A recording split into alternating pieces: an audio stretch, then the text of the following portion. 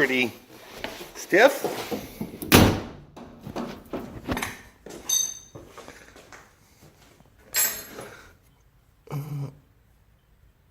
No. Nothing. No. No.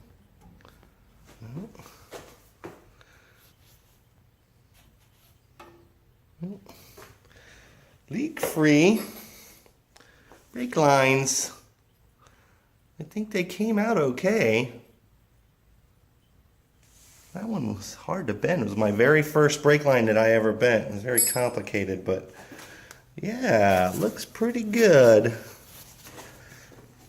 That's how it looks sitting in there. Bled it with the Phoenix injector, kind of injector things. I'm gonna bleed it again when James or Colleen comes in on Friday, just to make sure that all the air is out of the system. Not that I don't completely trust that thing. I think it works fine, but I don't completely trust it. So I'm just gonna double check, doing it the old-fashioned way, bump and bleed. So part of what I gotta do is get these body mounts replaced. I got the driver's side here. You can see they're both done. This looks good to me, right? There's a bottom washer.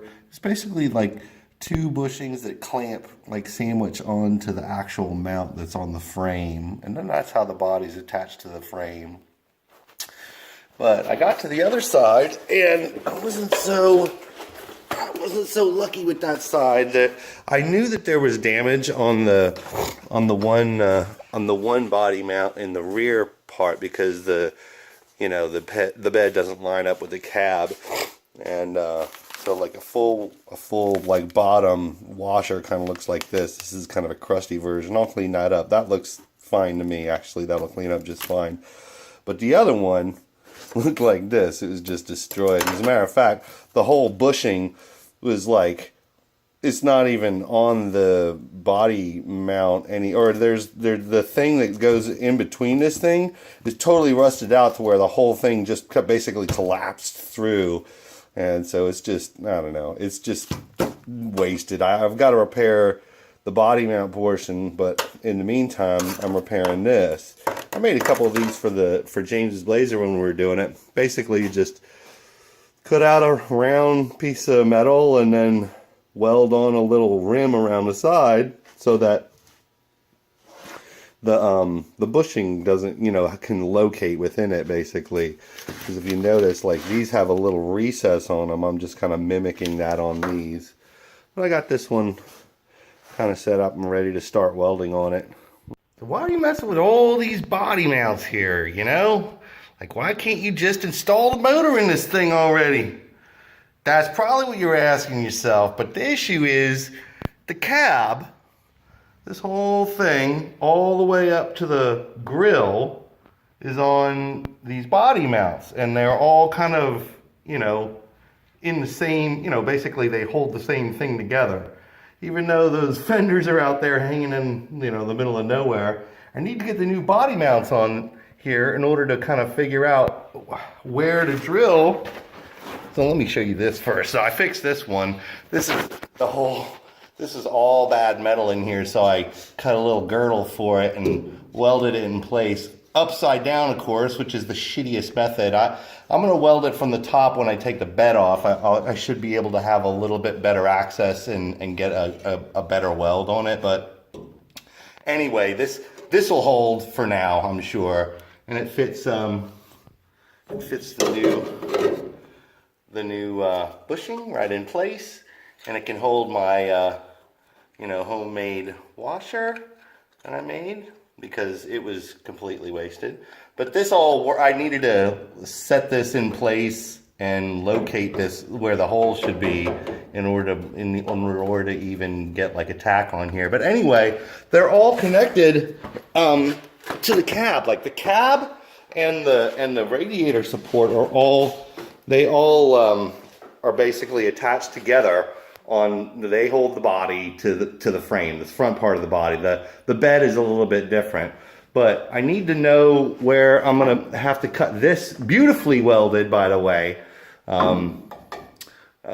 radiator support to be able to accept its body mount. So that's why I'm doing all this body mount stuff now, because I need to be able to to cut the new mount for the front. And they're again taking their sweet ass time crossing the road. Made a bit of progress on the truck lately. Not too much progress, but some. I did get the body mounts all sorted out. They all look good. The body's actually sitting on the frame now, so that's nice. I mounted the front radiators bracketing here so that I can cut this hole, and so I did that. I wasn't too far off on this thing. It fits in there just perfectly fine, but the height of this actually ended up being like a 1/4 inch low or something like that. So I'll have to use some washers to space up the body mount on that side. No big deal. I got some washers and I figured that part out too. I started, let's see, what else did I do? I patched that little hole that was there underneath the heater lines. I started looking at the wiring. I'm finally like, wow, plumbing is finally happening. I took out the transmission lines. I've got some new line on order. Should be here tomorrow so that I can bend some new transmission cooler lines up to the front. And I'm working on plumbing the electrons too. I've got all the wiring harness kind of splayed out, and I'm going through each connection and just seeing what I need, trying to figure out exactly what I need out of it. And yeah, I'm working on the wiring. Hopefully I'll be able to plunk this baby in sometime soon. Damn it, I forgot to tell you about the fuel. I mounted the fuel pressure regulator where it's going to be sitting. Hopefully that's a good spot. I think it should be a good spot based on like some old video footage. But I've got it just in there, clamped in there and hooked into the fuel system right now. So that is plumbed as well. And yeah, I think it looks pretty good right there. This is pretty neat. Mocking up the, I'm building the transmission cooler lines. They go into the radiator, which sits right here, into 2 ports, right here and here. And so I fit the radiator up there, you know, to get the exact location, and I have a reference mark here of where the ports are, and I know exactly how high up they are. So those should fit right in to the radiator. But if you notice, look at how they go. It's like, where do they go, Jimbo? Going on down the frame. I've got them fed all the way down the frame, and what I'm going to do, I can't do it right yet, but I'm going to feed them up through that little hole right there so that I can bend them over and go into the transmit. Basically, bend them over, and then I'll have a hose going from them to the lines that are going to come off of the transmission, which are under there somewhere, not too far. But it's just going to be a little short little rubber line to connect the body from the frame, basically. And yeah, so I think they came out okay. Getting this engine all prepped to put inside the truck so I could get some exhaust built for it and get the wiring all situated. I put the belt system on. This side needed to be put on. I only ran into a small issue with that, and it had to do with the clearance for one of the bolts that hold the power steering to this little blue bracket here. That bottom one right there, I had to kind of grind it back so that it wouldn't interfere with the block. It was hitting the engine block. Other than that, I've kind of disassembled all of the test stand stuff, like the gauges and the gauges, and then the start button and the on-off switch.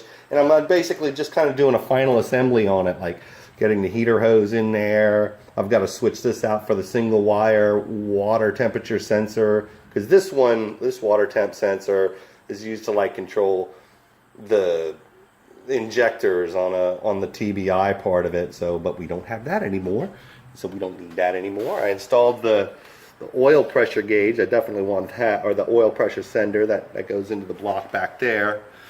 Let's see if I can get a good shot of it. Yeah, right there underneath of the distributor. And struggling a little bit with this stupid air cleaner. It doesn't want to fit on there because the distributor's basically in the way. I can't really move this too much more out of the way. So to get rid of this interference, I'm going to have to put a spacer in here. And I figured like a 2-inch spacer would be good.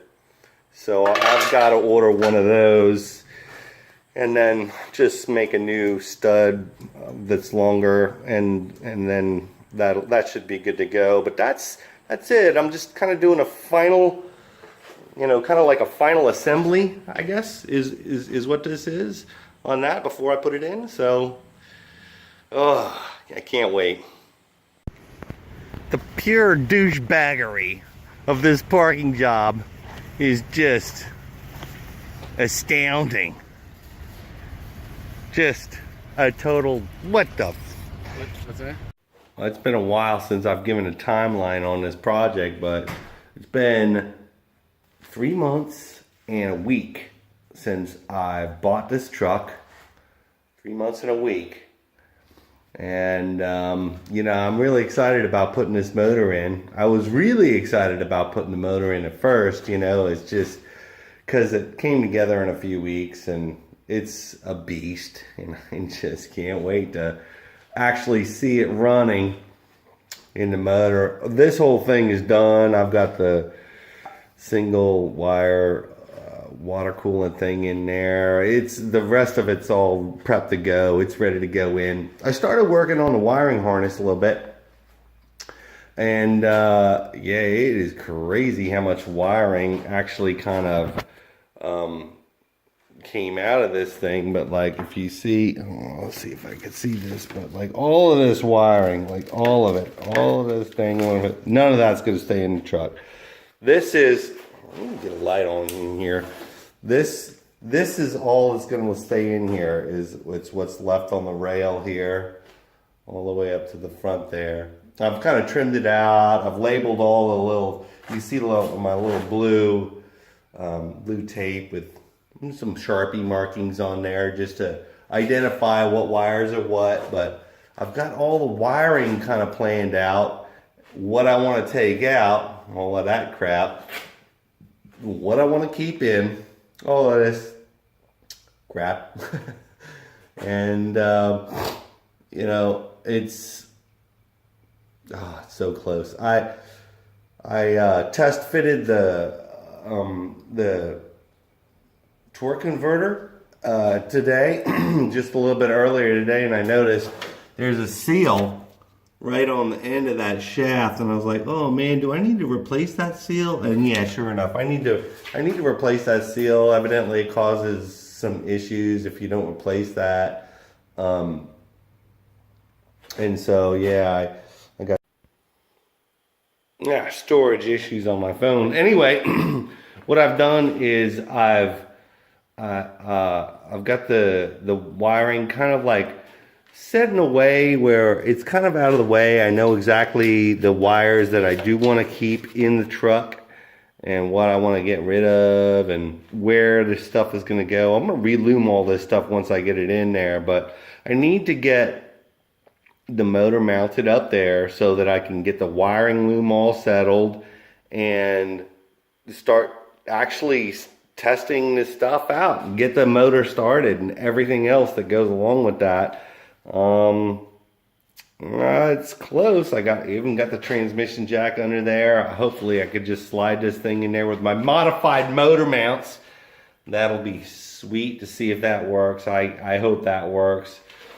But yeah, 3 months and a week, and it's been a fully built motor, a badass motor that I've built, and then a full front end restoration on this thing. I mean, absolutely full frame, suspension, steering, the whole nine. This thing will be good to go. But that's how long it's taken. This stuff does take some time. What a beautiful sight. Look at that. I've just been taking this in for the past couple days. Put it in a couple days ago and didn't do too much yesterday, but today I'm just trying to work on the well, I did actually do a couple little things yesterday. I was just sorting out the wiring here, hooking up the wiring, and I got the alternator connected, the AC connected. I kind of like got the wires taped and the ground goes there, and just kind of taped together so that I've got them kind of like in a clean way going back there. Actually, it's not fully installed yet. If you can see, the engine isn't completely sucked up to the transmission bell housing right yet because, I don't know, there's some kind of spacing or fitment issue. I don't know if it's with the flex plate or if it's a torque converter or what, but I'm going to take the torque converter out completely and see, just make sure that the damn bell housing fits the back of the block, which I'm sure it does, but I think there's some kind of clearance issues. I either have I think I have maybe I need to do something with my torque converter to get that sorted out. Anyway, right now I'm working on the other issues that kind of come along with, like, well, does it, how does it work while it's in the engine? This is the little throttle cable adapter that I was gonna use to put the throttle cable on, and it's way too short. Like, it needs to be moved forward by I don't know, a few inches, I guess, maybe a few inches. I got to figure that part out. Also, I got to tap into the TPS, or the throttle position sensor, so I can get this throttle position sensor and cable end all hooked up. That cable end fits right into the bottom one here, and then latches onto the bottom part of the throttle linkage, so that when you press on the gas, it pulls this wire, and that's fully adjustable, so it doesn't matter where I put that bracket in there. As long as the throttle cable works, I can adjust the throttle position sensor to work wherever I need it to work. So yeah, I'm doing other fitment issues too. I found out that I needed a spacer. I did end up getting the spacer for the carburetor, and I test fitted it with the distributor cap on there. Everything fits on there fine, and it looked like, it was low enough so that it'll fit under the hood once that goes back on. So yeah, just kind of like wiring, fitment, plumbing issues. I'm just trying to deal with all that. Once I finish up top here, I'll be cutting and welding some new exhaust downpipes for it, and that'll be fun. Still working on the top end here. I think I've got the wiring mostly figured out. I also hooked up the throttle linkage and my throttle position sensor. I bridged the gap with this little adapter I made and kept the bracket in place for the throttle cable holder. That all seems to work fine. I get full throttle when I hit the gas pedal. And I hooked up my throttle position sensor right here. You can see that, right? So it moves when I hit the gas, it pulls on the throttle position. And the wiring connector for this is a little bit different than the one that I have on the truck. So it's like a 3-prong in a row instead of the one that I have, which is, I don't even know where it's at, but it's different. And so I've got a pigtail for that one on order. Let's see if I can turn this light off. It might make it a little bit easier to see. The latest problem that I ran into is kind of funny. It's kind of funny. Remember that big giant air filter or oil filter I wanted to put on there? Yeah, that's not gonna work. Obvious reasons on that one. So, yet another little fitment issue that I got to deal with. I might just use that old original oil filter adapter that came on the original engine to use the one that kind of faces forward on on that. So I think I might have to do that unless I can get a shorter filter.